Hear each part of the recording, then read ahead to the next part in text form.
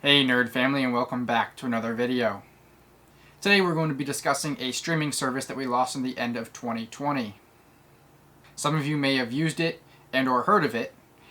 Today we're saying farewell to Quibi. Now it has been a year since this service has launched, so today is the 1 year farewell to Quibi. Before we get into today's video, I'm going to go ahead and roll that intro, and I'll see you back here in a second.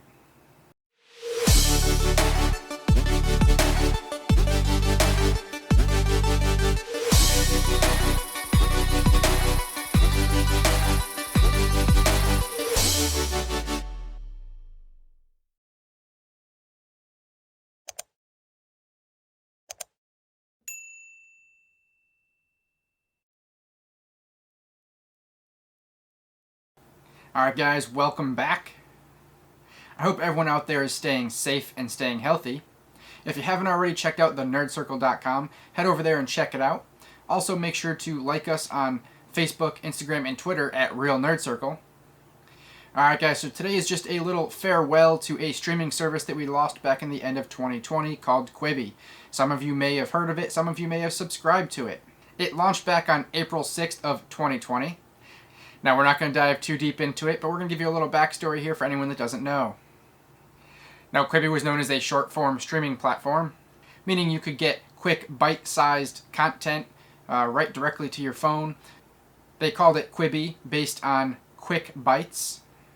Most episodes range from about 8 to 12 minutes, so therefore you could get through a season pretty quickly. You could sit through and binge a season in about an hour. So it was made for the people on the go, whether you're getting ready for work, or maybe taking a break, or maybe you have to commute to work and you're riding the train or something like that. You could sit and watch through a few episodes. Now the company was headed up by Jeffrey Katzenberg and Meg Whitman as its CEO. Now Meg Whitman's been through a lot of different companies being CEO and taken a lot of companies to the top. Jeffrey Katzenberg, who is the founder of Quibi, has also done a lot of things in his career. He's most notably known for being a chairman of Walt Disney Studios, and after which he was also a co-founder and CEO of DreamWorks Animation, where he's most notably known for things such as Shrek, Madagascar, Kung Fu Panda, Monsters vs. Aliens, and How to Train Your Dragon. He has also been involved in other companies as well. But just to give you a little backstory, I definitely think that the company was headed up by some great people there that could take the company pretty far. They also had a lot of big brands and studios behind them as well. Some of the companies that jumped on board are as follows: the Walt Disney Company, 21st Century Fox, NBC Universal, Sony Pictures, Time Warner, Viacom, Lionsgate, MGM, Goldman Sachs, JP Morgan Chase, the Alibaba Group, and many more. So as you can see, they definitely had a lot of power behind them, and I definitely think they had some great potential. Now, they weren't perfect by far, and also keep in mind as we go through this video, it's been nearly about 6 months since I've actually used the platform, so I may be a little rusty on some of it. Of course, let me know down below if you used it and there was anything that I missed or got wrong. As we continue, I will tell you there were a few shortcomings, but I think the main thing that definitely made this platform not work was their timing. So as we said, they released in April of 2020, and as you guys remember, the pandemic started roughly mid-March. So they did release, I think, a little too early, but their mind thought was that if everyone's stuck at home, now might be the time to come out with our platform. But because releasing a little early, things didn't go exactly according to plan. They didn't really have everything quite ready yet. I think they were still a few months short of actually releasing, which shot them in the foot a little bit. Now, they did counteract some of that by giving a 90-day free trial to their service. I did, of course, jump on that 90-day free trial as soon as I saw it, so I did have my first 3 months for free. After that, I paid roughly for about 6 months before the service was canceled. Now, with its cancellation in early December, I was a little busy and didn't realize that it had canceled. I went to go in and actually make a video on Quibi. So I had all intentions of making a video on Quibi to put into the streaming wars here, and I just never got around to it. And unfortunately, towards the end of its demise, I did try to go in and use Quibi in December, and unfortunately it was not working, which is when I found out that they had already shut down. So I am hoping that this video does give a little bit of insight into what Quibi was and what it could have been. Again, I think Quibi was a great service, and I think it had a lot of great potential. It wasn't perfect, but it had a lot going for it. One of the cool things about Quibi was how you could watch the content. It was shot and edited so you could watch it like a normal screen. You'd watch it in landscape, but you could also flip the phone and watch it in portrait. Now, Quibi called that turnstile. Now, some of you may be thinking, well, that's a little weird, but it was kind of cool.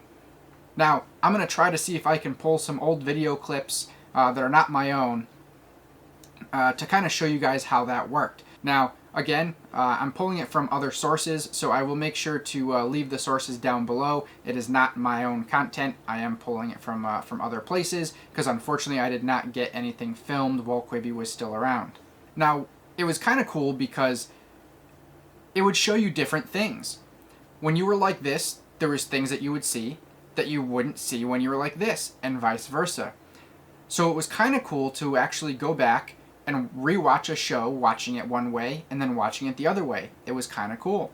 Now, would you do that with every show? Maybe not. And some shows didn't give you the full aspect like some of the other shows did, where they really gave you some different things.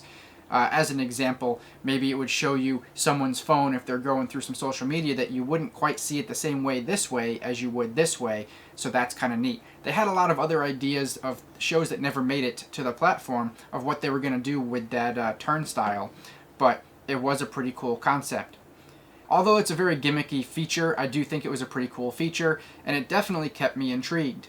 I found myself flipping my phone a lot to kind of see the differences. Now, I will say, when I started paying for Quibi, I was on the fence. Do I think it was worth the price, is what I went through every month that I paid for the service. Is there enough content on here to keep me paying for it? And I really didn't like that at the time. There was no way for me to watch it on TV. I know their intent was to keep it on mobile. They're made for people on the go, but I still would have liked the option to be able to watch it on my TV when I get home. So let's say I started a show when I'm at work or something like that. When I'm on the go and then I get home, I want to sit down on my TV and be able to watch it. Now, going forward, they did change some of these things. So they did eventually release where you could cast it to your TV, so that was great. I was able to cast a few things, but I will say that the casting didn't work very well. A lot of times the shows would be a bit glitchy. They would buffer a lot, or maybe the show would stop and I'd have to get out and recast it. And I don't know, never really figured out if it was my internet connection or what it was, but anytime I went into any other application, it didn't do that. So I do feel like it was on Quibi's side, but I can't really confirm nor deny that. But there was a lot of glitches with that. But it was still great to have that option. So that did keep me around a little bit longer, since I was able to watch it on the big screen.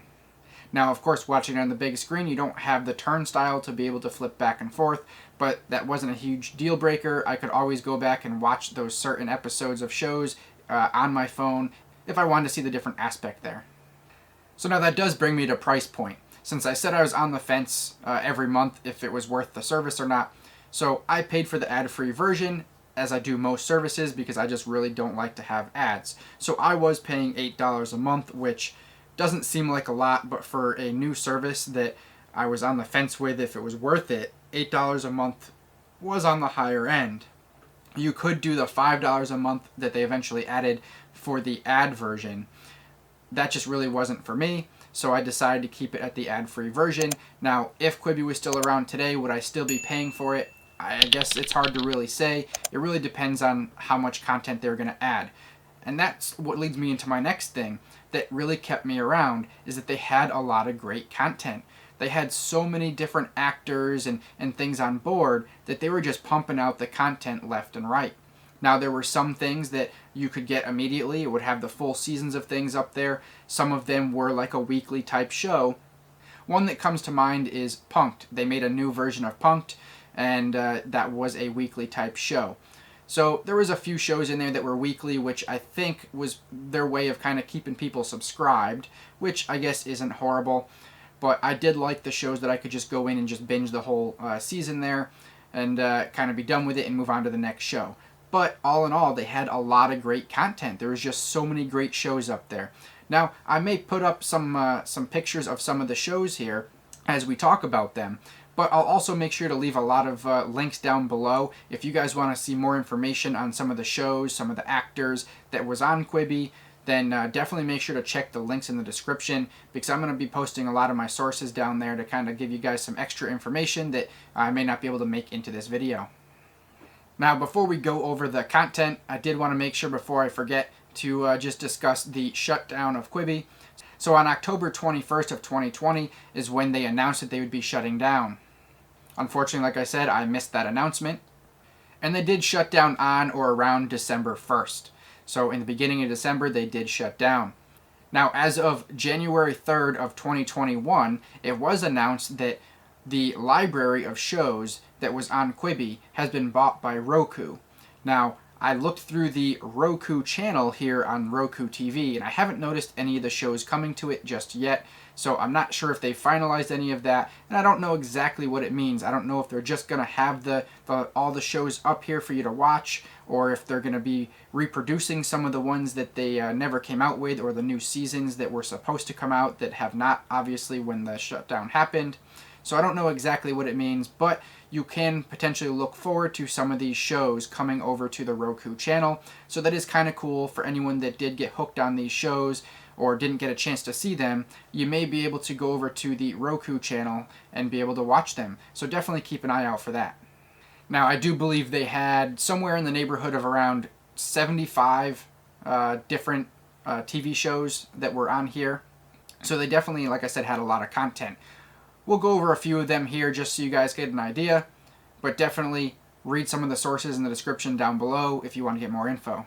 In no particular order, some of the shows that they had were as follows: 50 States of Fright, Dummy, Flipped, Free Ray Sean, The Fugitive, Mapleworth Murders, Most Dangerous Game, Singled Out.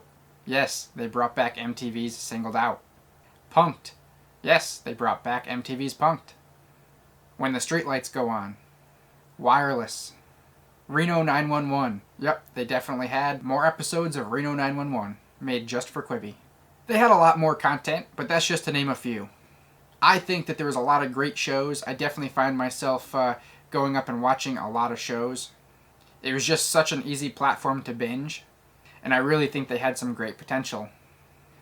Now, as I said, they had a lot of different actors that kind of signed up here. Some of them never even came to fruition. They were working on projects that never came out. I'll name a few of the actors here, but there's such a long list, I'm not going to go through all of them. So again, if you want to get more information, make sure to read the sources and the links down in the description down below. But a few of the actors are as follows: Will Arnett, Tyra Banks, Chance the Rapper, Andy Cohen, James Corden, Adam Devine, Idris Elba, Ken Block, Ron Funches, Kevin Hart, Liam Hemsworth, Anna Kendrick, and the list just goes on and on and on. So make sure you guys check the links below so you can get more information on that. But I was definitely a big fan of Quibi. I was definitely hoping it was going to get better and make it worth the price point. I was definitely hoping to see more shows and see what they could do with the platform, see what other great things they could come out with. I was excited to see who was behind it, and knowing what they came from and knowing all the different studios that were involved, I definitely thought it was going to last a bit longer. But like I said, I think the timing of it just was not 100% perfect. And some other things did not line up that just caused them to not be able to fund the project any further. So hopefully we'll get some better streaming platforms going forward. As you know, we're keeping an eye on all the different streaming platforms and testing them out here across different devices. So make sure you guys stay tuned to see all the different services that we come out with. But I definitely wanted to make a farewell video for Quibi, with it being 1 year old. Definitely thought it was worthwhile to make sure that anyone who hadn't tried it out got a little insight into what it was. And I am hoping that with Roku buying the library of content off of Quibi that we will hopefully be able to watch those shows again, or for anyone who hasn't seen them, be able to catch them on the Roku channel. If I do get any information about that going forward, I will make sure to share it with you guys, but hopefully we'll be able to catch some of those shows again going forward. Make sure to check out the description below for any extra information. I will put all my sources down below, and I'll try to put some of the trailers for some of the TV shows for anyone who hasn't seen them, so you can go ahead and check out those trailers. If there's anything I forgot to mention, I'll leave it in the description down below. If there's something you notice I got wrong or something that I missed, or if you just want to leave a comment, question, or concern, make sure to leave it in the comments down below. If you could, please share this video across any social media platform that you like. Make sure to follow on Facebook, Instagram, and Twitter at Real Nerd Circle, and head over to thenerdcircle.com for more. Alright guys, if you enjoyed this video as much as I enjoyed making it, please give it a big thumbs up. If you haven't already subscribed, go ahead and hit that subscribe button. Make sure to ring that bell so you get notified of any new videos to come out. You can follow the links on the screen to the older videos. And until next time, guys, stay nerdy.